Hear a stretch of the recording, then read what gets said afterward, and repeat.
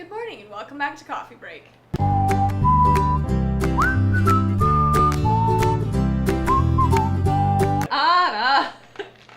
Sorry.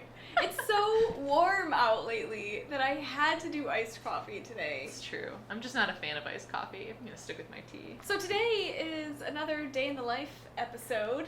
Yeah? Which you may be confused by because there's no one else here. Yeah, I am confused by that. Who are we interviewing? We're interviewing you! Oh, okay. I'm the editorial assistant. That's my official job description. And I just feel like you have a lot of really cool insights into publishing, and you have really good advice for people who want to get into publishing. That's true. I do. So, I'm a wealth of knowledge. You're the editorial assistant. What is that? What does an editorial assistant do? Like in 10 words or less, is this like a one sentence kind of, okay. Yeah. All right, my elevator pitch. Basically, I'm kind of the hub of all the departments related to children's books. So I like to think of myself as the glue that holds everything together. That's probably giving me too much credit. But it's basically just, I work with sales and marketing and publicity and editorial and kind of, know where other people are at and figure out what they need and then make that happen. Kind of picking up the pieces and making sure nothing falls through the cracks. So, great, yeah. So you know like a lot of different things. Yeah, and that's really nice, is that my job lets me do a little bit of everything. What's your favorite thing about your job? My coworkers, obviously. Obviously. That was a trick question, but I got it. No, honestly, it's a really fun job to do, and what's great about publishing is that, at the end of the whole process, we get these beautiful, shiny, new books. And, that's nice to be able to see the fruits of your labor. Like, not everybody gets that, so yeah, that's kind of a cool aspect. And be like, I helped make that. Exactly. That's really the my favorite part of the job, is like going into a random bookstore with a friend and being like, oh, you see that book on display? I published that. What is something about your job that you think people would find surprising? My job makes it hard to remember what year it is. Okay, like, are you sure that's the job? And not just you being bad with numbers. It could just be me being bad with numbers. But no, because in publishing you work, a year ahead of schedule. So right now we're kind of wrapping up some of the books that are going to come out in early 2016. So already, like, my mind is in 2016, but then if I have to work on a project with backlist titles, then I start writing 2011 on, like, my letters to people, because that's what year I'm in now. Are there any aspects of your job that you find challenging? Okay. So when we get the advanced copies of our books, we get 20 copies or something like that, and they'll come in these boxes, and then you open the boxes, and it's filled with bubble wrap. And it's really, really challenging to be professional when all I want to do is play with the bubble wrap. That is the challenging part of your job? It's really hard, you guys. Every time I'm like, do the machine gun, twist and crackle and everything, and then I'm like... You know what? We should just have an end of the season bubble wrap popping party. I like that. Outside of work, because then at work you can be like, I'm so professional, but I know that I'm looking forward to this party. That's a good solution. And then solution. at the end of the season, we can just go to your apartment and stomp on bubble wrap. I love that idea. Perfect. Okay. See, there we found no more challenging parts of your job. There aren't any challenging aspects anymore. What made you want to work in publishing? Or did you? I never wanted to be here. Well, I mean, I didn't specifically think that I wanted to work in publishing. That wasn't my goal. I just landed here happily. Oh, that's weird. I've always wanted to work in publishing. Okay, I thought so. Why did you want to work in publishing? I mean, I've always been really passionate about books and, reading and learning and everything. And as a kid, it just seemed so cool to me, the idea that you could work on a book before it was actually a book. And have some input and make it better, and then you yourself are responsible for sharing it with the world.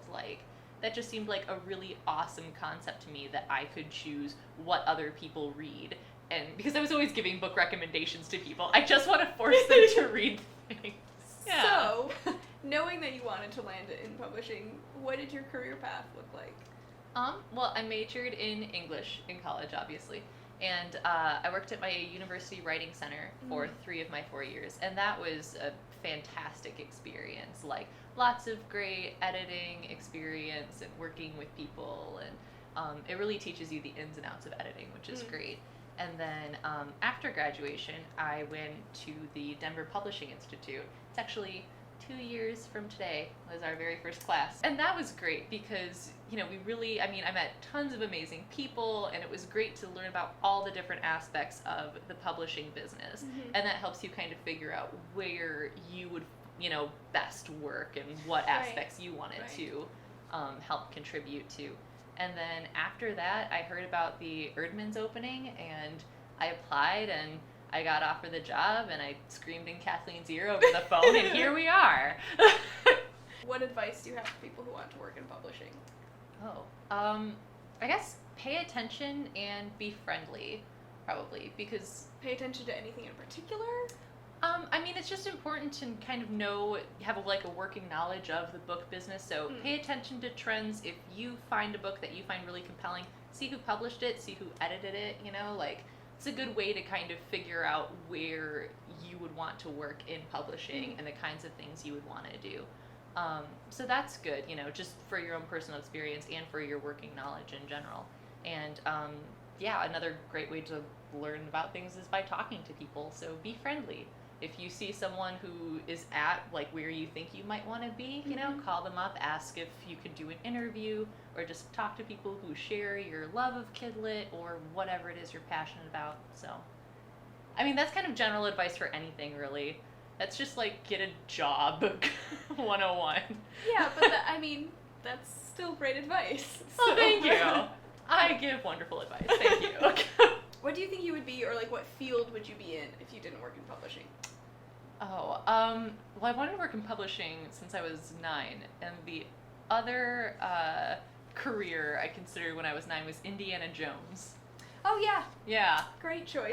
But I think there's only one position, so... I was gonna get it. I didn't care. I thought you were gonna say shepherd.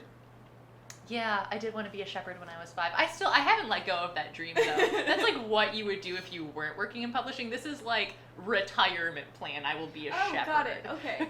So if you have any other questions for me as an editorial assistant that we didn't ask or cover adequately, that would be my fault.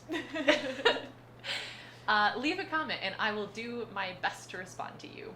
You can also ask us on Twitter. That's right. Remember, we're on Twitter at CoffeeBreakEBYR. So, yes. Oh, another thing. Our July giveaway is going on right now over at Erdlings. Erdlings.com is where you can find the details. Yeah, get free books, people. Yeah. So 2 picture books about monks, which sounds kind of weird, but they're both super charming. Yeah, it's Brother Hugo and the Bear, and then Brother Giovanni's Little Reward. Yep. How the pretzel was born. So if you ever ate a pretzel and wondered, what up with this thing? That book will answer your questions. Yep. Well, thank you for joining us for another Day in the Life episode. Thank you, Katherine, for being willing to be interviewed. Sure. Yeah, it was relatively painless. Good. So thanks. Good. Now you can actually recommend to our guests that this is a relatively painless process. Thank you all once again for joining us, and we'll see you next week.